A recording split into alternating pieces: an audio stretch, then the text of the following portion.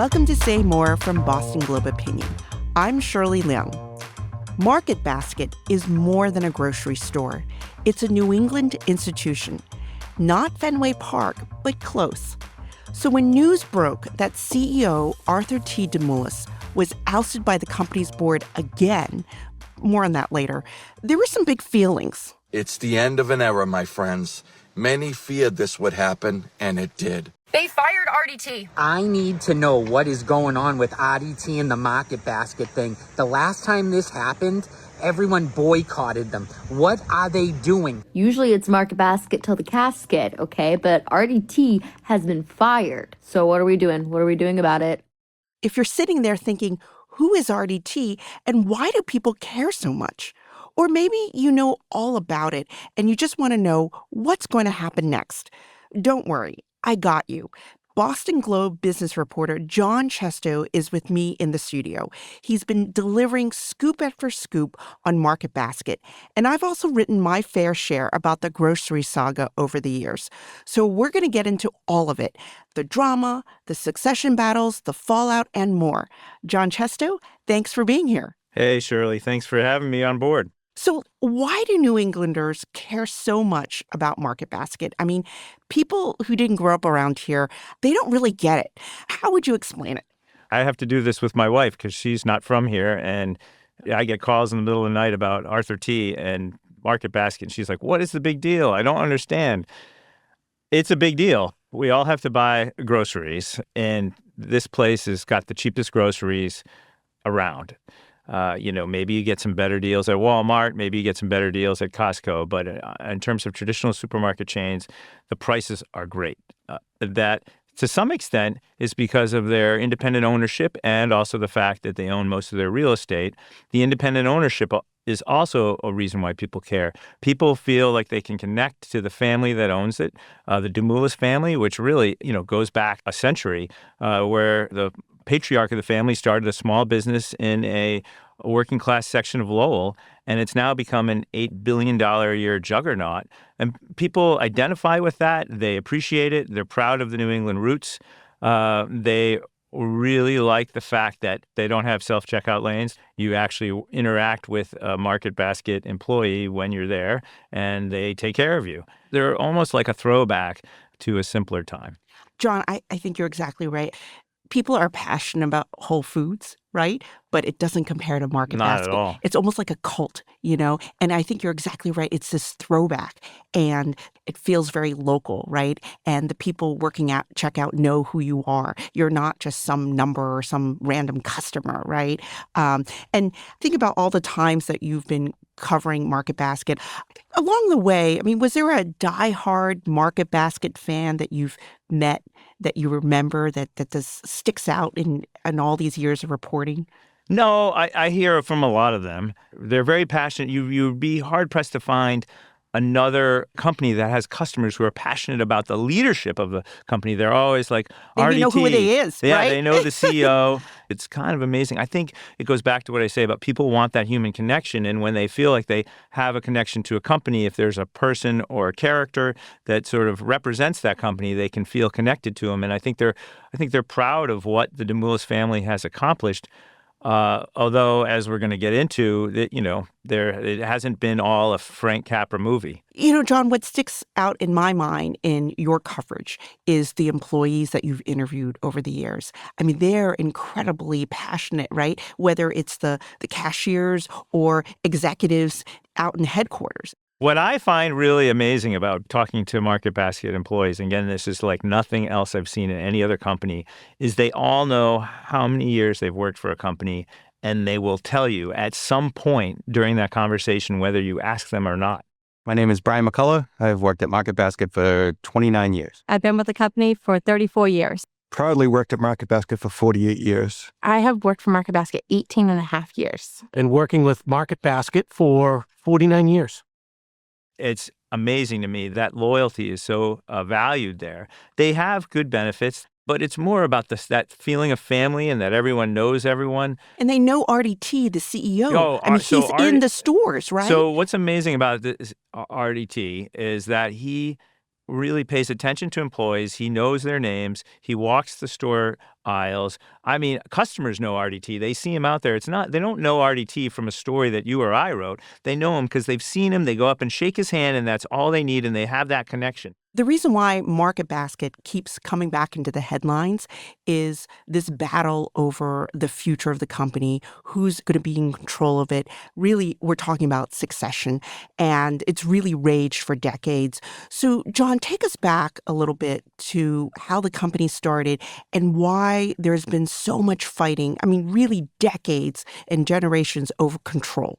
So I like to say that, this would be a 3-part Netflix series. The company started, like I said, the patriarch of the family, that would be Arthur T. Demoulas' grandfather, came over from Greece and started a market in a working class section of Lowell, and it slowly grew. So the sons, George and Mike, took over the company, and that seemed to be going well until one of them, George, died while on vacation in Greece. And that eventually led to a fight between the two sides of the family, the kids of Mike and the kids of George. And eventually a judge ruled that Mike's side of the family had improperly taken control of the company and bought out shares from the other side without them really even knowing. And that set up the battle lines between Artie T, right, Mike's son, and Artie S, George's son, right? That's right. Arthur T became CEO in 2008, and that led to what I would call season 2 in the Market Basket series. That led to the big showdown in 2014, in which the cousin that is sort of his rival, Arthur S, gains control of the board and fires Arthur T. And the workers go crazy, the executives go crazy. They basically all walk out.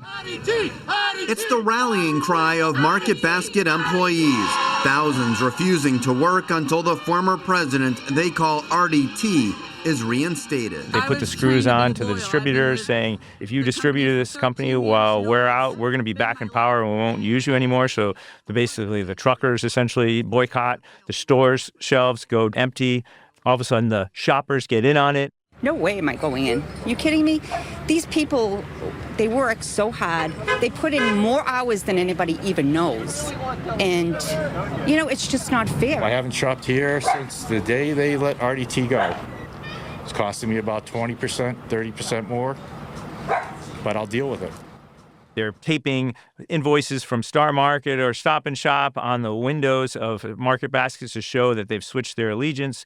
Unless Artie T comes back, exactly. Right? Unless Artie T comes back. Now you're seeing protests on the side of the road. Employees are standing out waving signs rather than going to work, not getting paid. They're not unionized, and they're taking a real risk on behalf of their CEO to try to bring him back. And the protests worked incredibly, right? Artie T's side and his sisters bought out Artie S, right? Arthur T. Demoulas and his 3 sisters borrowed $1.6 billion to buy out their cousin's side of the family and take control and put Arthur T. back as CEO, which is what the employees wanted, what the shoppers wanted. And it seemed like an incredible story. I mean, I wrote a story about it a year ago when it was the 10th anniversary, saying this is like a Hollywood movie. It's with a happy ending. Of course, I didn't know just how much danger was lurking behind the scenes. Right. I mean, what we know now is that Artie T's sisters were really plotting to push him out. And they got the board behind them, and they did it. They pushed him out. Like, why do you think they did that? And why? Where were the protests? Like, why couldn't the shoppers and employees save Artie T this time? So let's talk first about why they did it. When I wrote my piece a year ago, one thing I was not aware of how much discontent there was among the sisters and Arthur.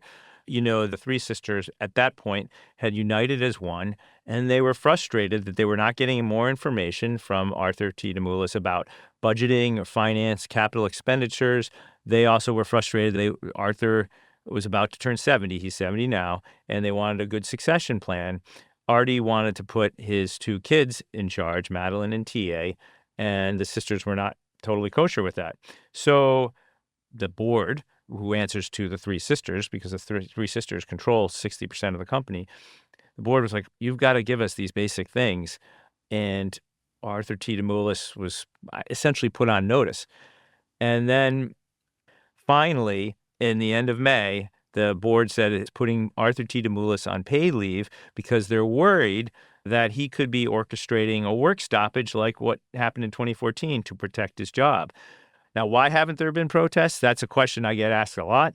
I feel like back then, Arthur S. was portrayed as sort of a greedy relative trying to take... The bad Arthur. Yeah, the bad Arthur. Yeah, he was trying to take money for bigger dividends, trying to sell the company and make a profit. It's tougher to make that case when you have the sisters who were sort of on the winning side that everyone bought into as being good owners. Now that they're fighting with Arthur T., it creates this sort of confusion about who should I fight for? Who is the real bad Arthur, right? Yeah. In this scenario, it's very hard because the winning side that everyone got behind is now fighting amongst themselves. I'll be back with Jon Chesto after this short break.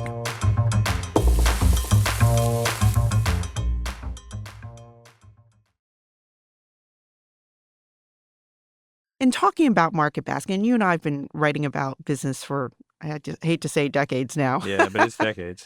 Do you think family businesses are more fragile than other kinds of companies? I don't think they're more fragile, but it's a challenging dynamic because with other companies, if you're unhappy with the CEO, you can replace them and get another CEO, and the CEO can get a whole new leadership team. But these are people you have to see at Thanksgiving and Christmas.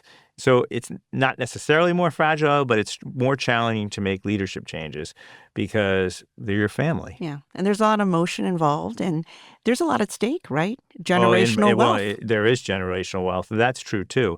You know, if you think about the billions of dollars that the Demoulas siblings have invested in this company, it's most of their wealth. And the future of the chain really determines how much they have to leave to their kids. So I've been working on this column this week, looking at other iconic Massachusetts family businesses and why some successfully pass the torch to the next generation, while others have fought bitterly, like the Demoulas family and Market Basket. And I'm thinking back to the 1990s, right? And there was another big battle between Legal Seafood and the Berkowitz brothers, Roger and Mark Berkowitz. The dad, it seemed like, suddenly installed Roger as the CEO, and Mark sued, and it took them years to repair the relationship. And Jon, you've written about Sullivan Tire. I mean, tell us what happened in that case. So it was a much happier resolution there in that with Sullivan Tire, two of the Sullivan brothers inherited their car repair business from their father, and it's a big chain across New England now. But they weren't the only two owners, and they're getting on in years. And what they did was enabled what's called an employee stock ownership plan, or as people like to abbreviate it, an ESOP, to buy out their relatives so the company and the employees own the business, not the other relatives. ESOPs are challenging because you have to borrow a lot of money to buy out all the other shareholders. And in this case, the two brothers actually took out a loan of their own to kind of bridge the gap so that they could make it happen. But they really believe that the culture of family ownership is so important that they wanted to continue it. And I'll add that during this time, private equity firms were rolling up tire chains left and right. They got plenty of offers to sell out for big bucks. And they were able to convince their family members not to do that because they were going to buy them out on behalf of the employees. And now it's an employee-owned company, and it's one of the biggest in New England, if not the biggest employee-owned company. I think what also happens is that you have a founder, they build a business, it gets really successful, and it seems like passing to that next generation, the second generation, is pretty easy, right? The children of the founders run it. But then what gets tricky is that generation that follows, because now there's probably many people in that third generation, and then it gets really sticky about what to do next. And I can imagine the Sullivan Tire is like, oh, it actually might be easier to do this very complicated ESOP than figure out how to divvy up Sullivan's Tire, right? Exactly. And I think, as you point out, every generation you have so many more people who have some sort of vested interest in it. And it's funny you mention that because in these meetings with the board of Market Basket, one of the relatively new board members actually pointed this out. This is long before things blew up. He said, we got to start thinking about succession. And it's funny, he actually pointed out it was a story he saw in the Lowell Sun, which is the hometown newspaper for the chain. He said that most companies don't make it to a fourth generation, and we're at that precipice, and we have to resolve it somehow. And that was several years ago.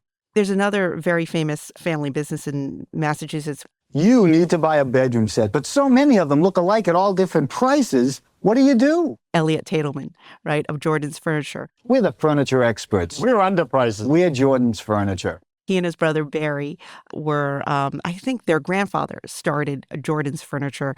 And I was talking to Elliot and I said, how did you guys deal with succession? And Elliot reminds me, well, we're no longer a family-owned business. Long ago, they sold to Warren Buffett, right? Yeah. But back in the 90s, when they were approached by Warren Buffett, Elliot and Barry weren't thinking about selling. But when Warren Buffett came along, they thought, maybe we should sell, because looming large in the back of their mind is, how are we going to deal with succession? Our company is growing like gangbusters. And at the time, Elliot and Barry each had 2 kids. They were in high school. And we have no idea if any of our kids will go into the family business, or what if only one of them or 2 of them? And then how do we divvy it up? And so basically, Elliot told me, well, maybe we should sell to Warren. Then we don't have to deal with succession. And it ended up being the best decision, because Elliot's kids went into the family business. Barry eventually left the business and his kids never got into the business, but everybody is happy because Barry's side of the family, they got their cash, they got their money. Exactly. Oh, no, we can't always have Warren Buffett and Berkshire Hathaway to save us. So that worked out well. What Elliot would say to me was, Warren always said, if I make my profit numbers, I will not interfere with how you run things over there in Massachusetts. And Warren stayed true to that. He did, because now Elliot's sons are the co-CEOs. Yeah. So you do have another generation running, maybe not owning Jordan's, but they run Jordan's. And I think part of the magic of Jordan's, again, is that connection to the family that people in New England feel, even with the fact that they don't own it anymore. When you say Barry and Elliot, you think furniture. So, Jon, let's go back to Market Basket and this succession drama. It's continuing to unfold. So how does this end? I mean, is this really the end of the Artie T era? Well, what I told someone today was, I think there's a possibility that Arthur T. Demoulas sues, but I think that's a challenging thing, because he is actually a 28% owner in the company, is suing the company he co-owns. I honestly think the only route back to the CEO's chair for Artie T is to make nice with his sisters, to figure this out. I think there should be some sort of happy medium, maybe figure out a way to bring him back and restore some sense of sanity to the chaos for a couple of years, and then say we're going to have a real search for an outside CEO. It's still going to be owned by the family, so you still have that family culture, but find the best CEO for the chain. That's what I think would be the best resolution. But, you got to get around some really challenging family dynamics for that to happen. Jon Chesto is a business reporter at the Boston Globe. Thanks so much for being on Say More. Thanks for having me. If you want to hear more about Market Basket and Artie T, check out our sister podcast, The Globe. Find it wherever you listen to podcasts, and a link will be in the show notes. Say More is a production of the Boston Globe. Our producer is Sarah Birnbaum, and our engineer is Uzair Ahmed. Jim Dow is our editor. You can reach us at saymore@globe.com. If you like the show, please leave us a review wherever you get your podcasts. I'm Shirley Leung. Thanks for listening.